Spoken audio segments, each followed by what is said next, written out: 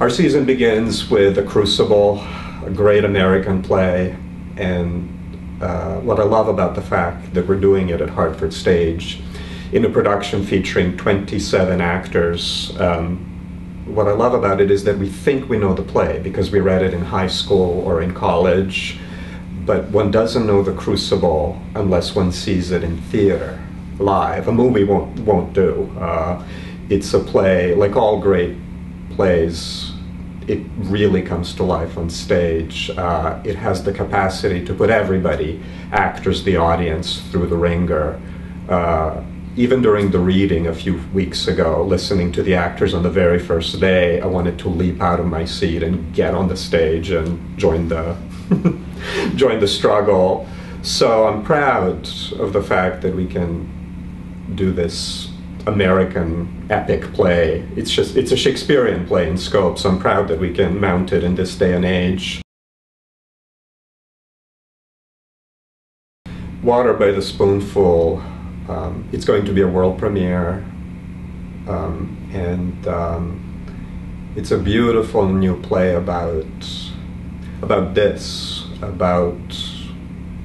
looking in the camera screen and knowing that somebody on the other side of the computer screen is maybe looking at you and trying to reach that person. I think it's about how technology in the recent history has changed our lives. And in some ways, we are more connected, we have an access to each other, and in other ways, we're kind of safe, and perhaps something is lost. So it's about a group of people who belong to an internet chat room, and that chat room is both their safe place, but it's also how they maintain distance, how humanity maintains distance from one another.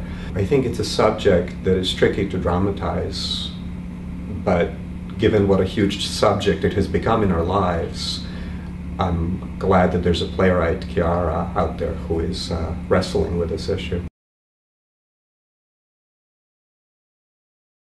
Boeing-Boeing is a farce from the swinging 60s, and it's about a man who is engaged to not one, not two, but three young women, and all of them happen to be stewardesses, and their flight paths change, so they all end up in his apartment at the same time, and he's trying to keep them separate in different bedrooms. So it's very funny, and I think that humor in theater is medicinal. Sometimes humor, the power to make people laugh, is its own reward, and Boeing delivers plenty of laughs.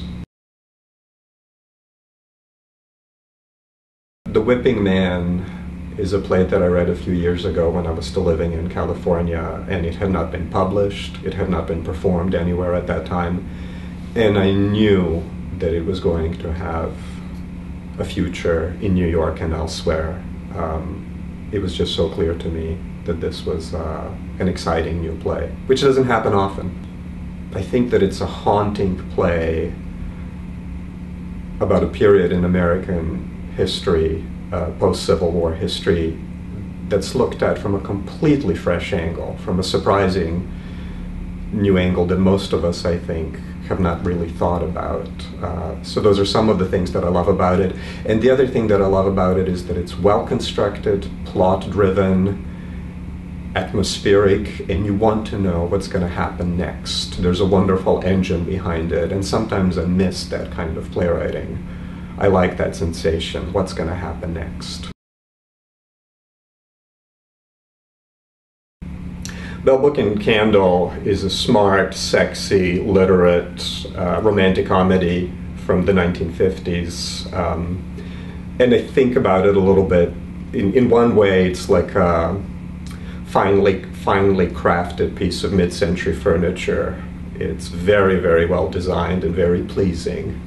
And it's very entertaining, comedy about witches in Manhattan on Murray Hill in the 1950s. On the other hand, what I love about this play and many stage comedies from the 1950s is that they're also kind of subversive. Underneath the pleasing surface, there's something else going on. And I think there's a kind of attack on complacency You can sense that something is pushing against the constraints of the 1950s society. So I love that about the play and about many American comedies from the 1950s. You get the sense that change is right around the corner. And ultimately what I love about the play is that it's bittersweet, because that question, the big question in the play is, what are you willing to change for love? What are men, and especially women, expected to change for love? And I think that's a bittersweet question. That's not an easy question in any of our lives. Our season begins with a great American play, and I wanted to end the season with a great Shakespeare play, so I will be directing The Tempest. It's a play about time, family, mercy, self-acceptance, and ultimately it's a play about the theater itself, about the power of theatrical illusion and about the dangers and limitations of theatrical illusion. So, a grand play with great themes to end the season.